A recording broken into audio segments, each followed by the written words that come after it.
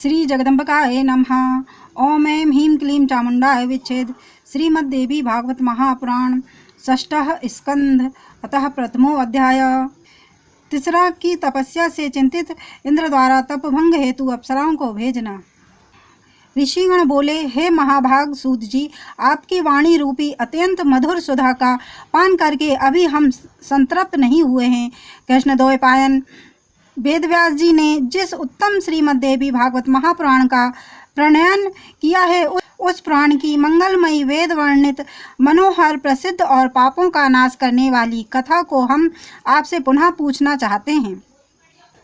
तुष्टा का वृत्रासुर नाम से विख्यात पराक्रमी पुत्र महात्मा इंद्र के द्वारा क्यों मारा गया? त्वष्टा तो देव पक्ष के थे और उनका पुत्र अत्यंत बलवान था। ब्राह्मण वंश में उत्पन्न उस महाबली का इंद्र के द्वारा क्यों वध किया गया?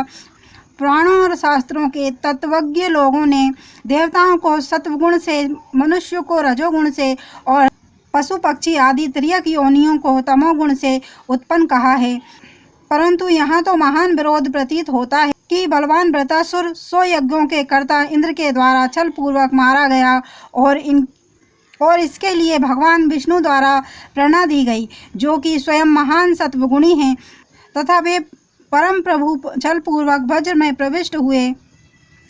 संधि करके उस महाबली व्रत को पहले आश्वस्त कर दिया गया, किंतु पुनः विष्णु द्वारा इंद्र ने सत्य संधि की बात को छोड़कर जल के फेन से उसे मार डाला। हे सूत जी, इंद्र और विष्णु के द्वारा ऐसा दुस्साहस क्यों किया गया? महान लोग भी मोह में फंसकर पाप बुद्धि हो जाते हैं। श्रेष्ठ देवगण भी घोर अन्याय मार्ग के अनुगामी हो जाते हैं, जबकि सदाचार के कारण ही देवताओं को विशिष्टता प्राप्त है। इंद्र के द्वारा विश्वास में लेकर वृत्रासुर की हत्या कर दी गई। ऐसे विशिष्ट धर्म के द्वारा उनका सदाचार कहाँ रह गया? उन्हें इस ब्रह्महत्या जनित पाप का फल मिला या नहीं? आपने पहले कहा था कि वृत्रासुर का वध स्वयं देवी ने ही किया था। इससे हमारा चित्त और भी मोह में पड़ गया है। सूत जी बोले, हे मुनिगण, वृत्रासुर के वध से संबंधित और उस हत्या से इंद्र को प्राप्त महान दुख की कथा सुने। ऐसा ही पूर्व काल में परीक्षित पुत्र राजा जन्मेजय ने सत्यवती नंदन व्यास जी से पूछा था। तब उन्होंने जो कहा उसे मैं कहता हूँ। जन्मेजय बोले, हे मुने, सत्वगुण से संपन्न इंद्र ने भगवान विष्णु की सहायता लेकर वृत्रासुर को पूर्व काल में छल पूर्वक क्यों मारा? देवी के द्वारा उस दैत्य का क्यों और किस प्रकार वध किया गया है? हे मुनि श्रेष्ठ, एक व्यक्ति का 2 लोगों के द्वारा कैसे वध किया गया, इसे मैं सुनाना चाहता हूँ। मुझे महान कौतूहल है। कौन मनुष्य महापुरुषों के चरित्र को सुनने से विरत होगा? अतः आप वृत्रासुर के वध पर आधारित जगदम्बा के महात्म को कहिए। व्यास जी बोले, हे राजन, आप धन्य हैं जो कि आपकी इस प्रकार की बुद्धि पुराण श्रवण में अत्यंत आदर पूर्वक लगी हुई है। श्रेष्ठ देवगण अमृत का पान करके पूर्ण तृप्त हो जाते हैं, परंतु आप इस कथा अमृत का बार बार पान करके भी अतृप्त ही है। हे राजन, महान कीर्ति वाले आपका भक्ति भाव कथाओं में दिन प्रतिदिन बढ़ता ही जा रहा है। श्रोता जब एकाग्र मन से सुनता है तब वक्ता भी प्रसन्न मन से कथा कहता है। पूर्व काल में इंद्र तथा वृत्रासुर का जो युद्ध हुआ था और निरपराध शत्रु वृत्रासुर का वध करके देवराज इंद्र को जो दुख प्राप्त हुआ था, वह वेद और पुराण में प्रसिद्ध है। जब माया के बल से मुनिगण भी मोह में पड़ जाते हैं और वे पाप भीरू होकर निरंतर निंदनीय कर्म करने लग जाते हैं, तब हे राजन, विष्णु और वज्रधारी इंद्र ने छल से त्रिसरा और वृत्रासुर का वध कर दिया।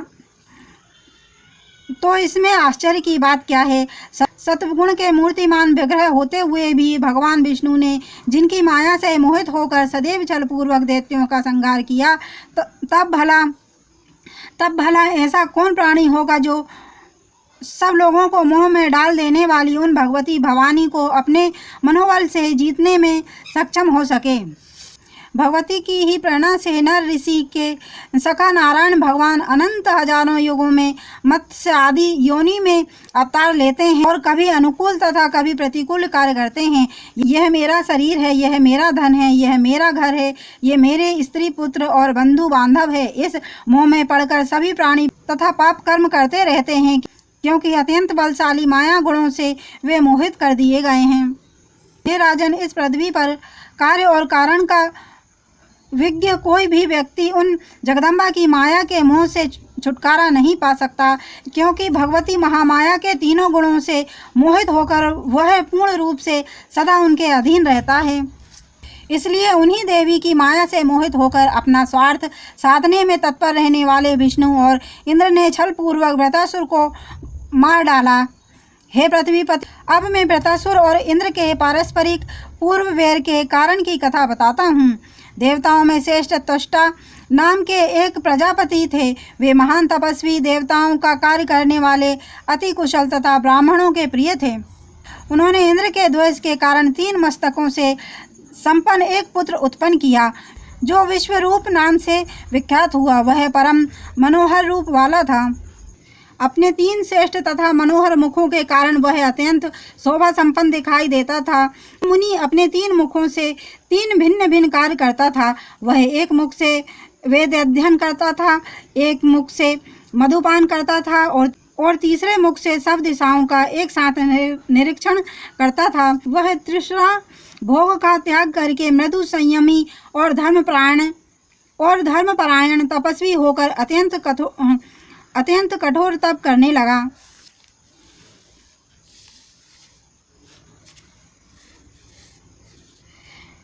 ग्रीष्म काल में पंच अग्नि तापते वृक्ष की डाली में पैर के बल अधोमुख लटके रहते एवं हेमंत और शिशिर ऋतु में जल में स्थित रहते थे। सब कुछ त्याग करके जितेंद्रिय भाव से निराहार रहकर उस बुद्धिमान त्रिसरा ने मंद बुद्धि प्राणियों के लिए अत्यंत दुष्कर तपस्या आरंभ कर दी। उसको तप करते देखकर सचीपति इंद्र दुखित हुए। उन्हें यह विषाद हुआ कि कहीं यह इंद्र न बन जाए। उस अत्यंत तेजस्वी विश्वरूप का तप, पराक्रम और सत्य देखकर इंद्र निरंतर इस प्रकार चिंतित रहने लगे।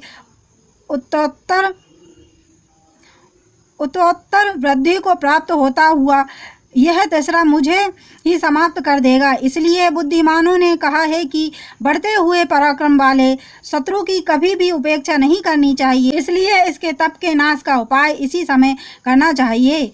कामदेव तपस्वियों का शत्रु है। काम से ही तप का नाश होता है। अतः मुझे वैसा ही करना चाहिए जिससे यह भोगों में आसक्त हो जाए। ऐसा मन में विचार कर बल नामक दैत्य का नाश करने वाले उन बुद्धिमान इंद्र ने त्वष्टा के पुत्र तृष्णा को प्रलोभन में डालने के लिए अप्सराओं को आज्ञा दी। उन्होंने उर्वशी, मेनका, रंभा, घृताची, त्रिलोत्तमा आदि को बुलाकर कहा, अपने रूप पर गर्व करने वाली हे अप्सराओं, आज मेरा कार्य आ पड़ा है। तुम सब मेरे उस प्रिय कार्य को संपन्न करो। मेरा एक महान दुर्धर्ष शत्रु संयत होकर तपस्या कर रहा है। शीघ्र ही उसके पास जाओ और उसे प्रलोभित करो। इस प्रकार शीघ्र ही मेरा कार्य करो। अनेक प्रकार के श्रृंगार वेशों तथा शरीर के हाव भाव से उसे प्रलोभित करो और मेरे मानसिक संताप को शांत करो। तुम लोगों का कल्याण हो। हे महाभागा अप्सराओं, उसके तपोबल को जानकर मैं व्याकुल हो गया हूँ। वह बलवान शीघ्र ही मेरा पद छीन लेगा। हे अबलाओं, मेरे सामने यह भय आ गया है। तुम लोग शीघ्र ही इसका नाश कर दो। इस कार्य के आ पड़ने पर तुम सब मिलकर आज मेरा उपकार करो। उनके इस वचन को सुनकर नारियों अप्सराओं ने उन्हें नमन करते हुए कहा, हे देवराज, आप भय न करें। हम उसे प्रलोभन में डालने का प्रयत्न करेंगी। हे महातेजस्विन, जिस प्रकार से आपको भय ना हो, हम वैसा ही करेंगी। उस मुनि को लोभाने के लिए हम नृत्य, गीत और विहार करेंगी। हे विभो, कटाक्षों और अंगों की विविध भंगिमाओं से मुनि को मोहित करके उन्हें लोलुप अपने वशीभूत तथा नियंत्रण में कर लेंगी। वे अप्सराएं मुनि के सम्मुख अनेक प्रकार के तालों में गाती और नाचती हुई उन्हें मोहित करने के लिए विविध प्रकार के हाव भाव करती थी, किंतु उन तपस्वी ने अप्सराओं की चेष्टा को देखा तक नहीं और इंद्रियों को वश में करके वे गूंगे, अंधे और बहरे की तरह बैठे रहे। वे अप्सराएं गान, नृत्य आदि मोहित करने वाले प्रपंच करती हुए कुछ दिनों तक उनके श्रेष्ठ आश्रम में रही। जब उनकी काम चेष्टाओं से मुनि त्रिसरा का ध्यान विचलित नहीं हुआ, तब वे अप्सराएं पुनः लौटकर इंद्र के सम्मुख उपस्थित हुई।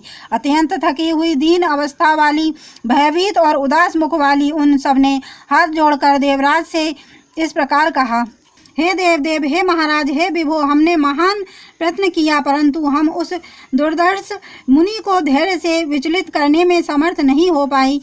हे पक्ष शासक, आपको कोई दूसरा ही उपाय करना चाहिए। उन जितेंद्रीय तपस्वी पर हमारा कुछ भी प्रभाव नहीं पड़ सकता। हमारा बड़ा भाग्य है कि तपस्या से अग्नि के समान प्रकाशित होने वाले उन महात्मा मुनि ने हमें शाप नहीं दिया। अप्सराओं को विदा करके क्षुद्र बुद्धि तथा पाप बुद्धि इंद्र उसके ही वध का अनुचित उपाय सोचने लगे।